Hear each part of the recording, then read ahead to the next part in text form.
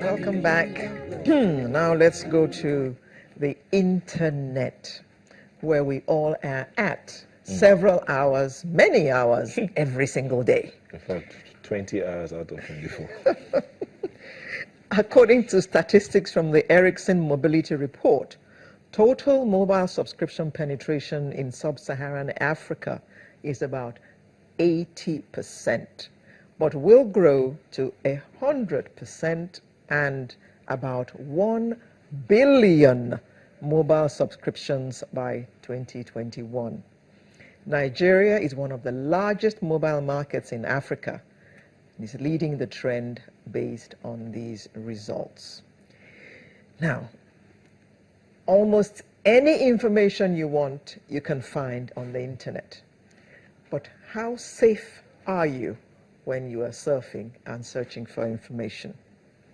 This and many more questions we shall be putting to our IT experts in the studio, Mr. Adedayo Adesoya and Mr. Oluseyi Akindende. Good morning, guys. Good morning. They are both IT security expert, cyber security. Same difference, isn't it? Pretty much. Thank you very much to their cyber security consultants, both of them. Thank you very much. So, how secure am I when I am on the internet, Mr. Akindende? Thank you for that question. How secure are you? Well, let me put it this way. The internet is wild, and Wild, wide? Yeah. Well, Which one? wild, Wild, like a wild yeah, animal, like, wild. Yeah, Okay. jungle. Okay. Now, so anything you can pretty much anything can happen on the internet, and I dare say that you're not as secure as you think you are, because yes, when the internet was built, it was built for functionality, it was built for businesses, it was built for you to go on and get stuff. Now, security pretty much came after that. It was when people discovered that you could actually, pretty much hack into, you could pretty much hack the internet. In fact, there is an article on the internet. If you Google it, that some Russian hackers said that they could actually bring down the internet in about 30 seconds, by disabling, the DNS servers, and then you will not even have access to it, But a lot has gone into, developing it further, and security measures have been put in place now, to limit the damage. But at the end of the day, you're still vulnerable. You're still vulnerable. Okay. Go ahead. Okay. While it's coming back. No, it's there. It's amazing. Yes. She's asked the question, how secure am I on the internet? But let's look at that wild side. What makes the internet so wild and wide?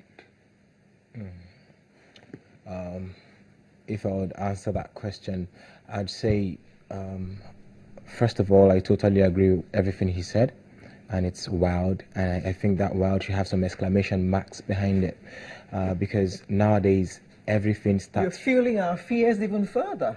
It's better to say the truth so that we know how to protect ourselves and our children. Everything pretty much nowadays starts from the internet. An evolution. Somebody can just put something up there, probably because of the freedom that you have up there. You don't have no sort of security that stops you from getting to certain platforms, just like it will be in real life, where you want to get to a villa, for example, and you will have to go through security and interviews. What do you want to do? And they'll make sure that they streamline whatever you want to do and make sure they do some damage control. There is no damage control, and people think differently. So anybody can just go up there and put anything on there, and it starts something that quickly.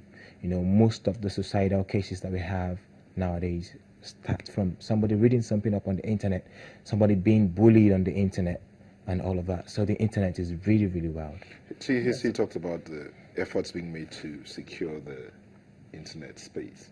But before we go to those efforts, let's look at individuals securing themselves. Can an individual secure himself while on the internet? Right. Security, as it were, as cybersecurity experts, you can never be 100% safe. It's impossible. Even the banks and the multinationals, the biggest firms that have invested billions in security, they still get compromised. We hear of those things daily. And the scary part of it is, most of these hackers don't hack for any serious returns. Most of them just hack for the fun of it, just for the ego, to say I was able to bring down some big firm, for example.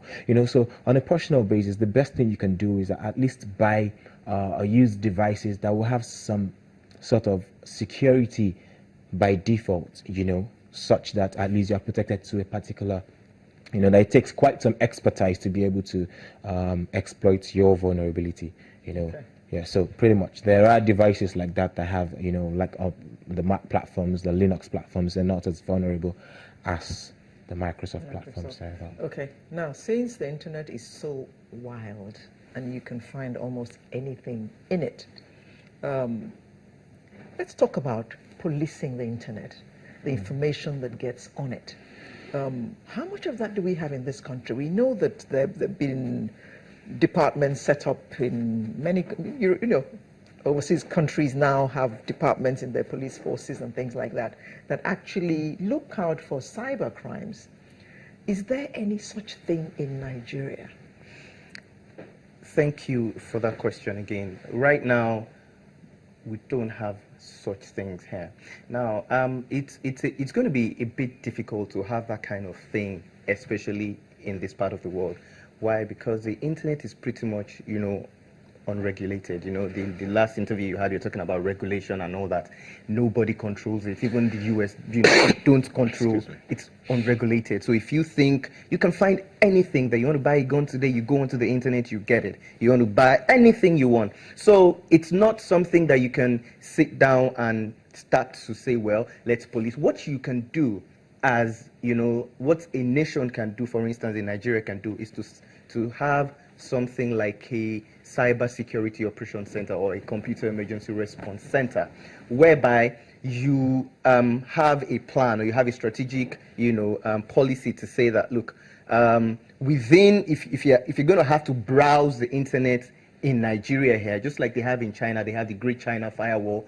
You are not allowed in China. You cannot tweet. You don't have access to Twitter. You don't have access to Facebook. You don't have access to YouTube.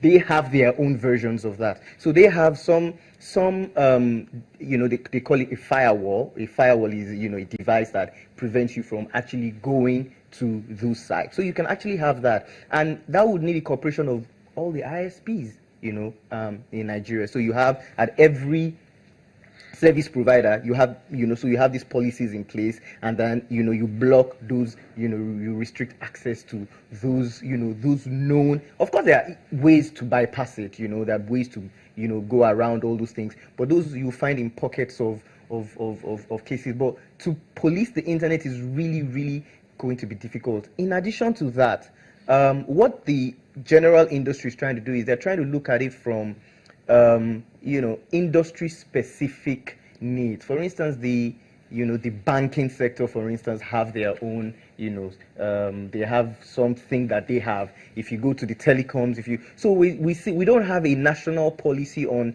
look, a child today gets on the internet and there is, there should be, just like when you install something on your phone, there should be that, the terms and agreements where you click.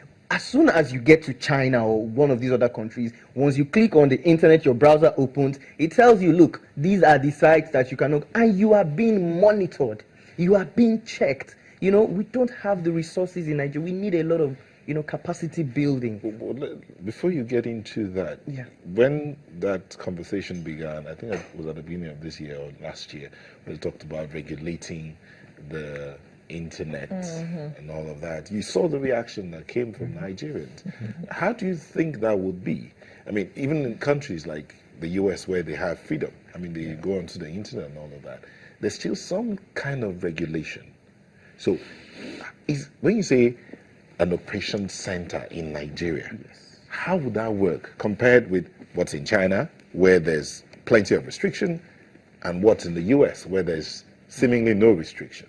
How would that work? Now, it's very simple. Look, you have that device. There are companies all over the world that have security devices that you can put on, and then it pretty much restricts you to. It's a bit like a walled garden, for instance, where sometimes for instance, if you subscribe to a particular service provider and you run out of data, they have a service where you can actually only reach their own website, for instance, and they make payments, and all the other sites are blocked. There are so many things you can do to actually police, at least to entry level restrictions are there. You put the box in there, and to be honest, you will not be able to bypass that. But for you to do that, you can't just come and just put something and tell the populace that you can't do this or you can't do that. You actually have to sensitize people. They really need to know that what is. And you see, when you're on the internet, look, we're talking about policing the internet. This even gets to, it's even, how would I put it? Let's even not talk about the internet. Let's even talk about the security that we have on our devices. Now, and I'll give you an example. Most times when we come for programs like this, you find out that, like a Channels TV, you have your Wi-Fi access, to the internet.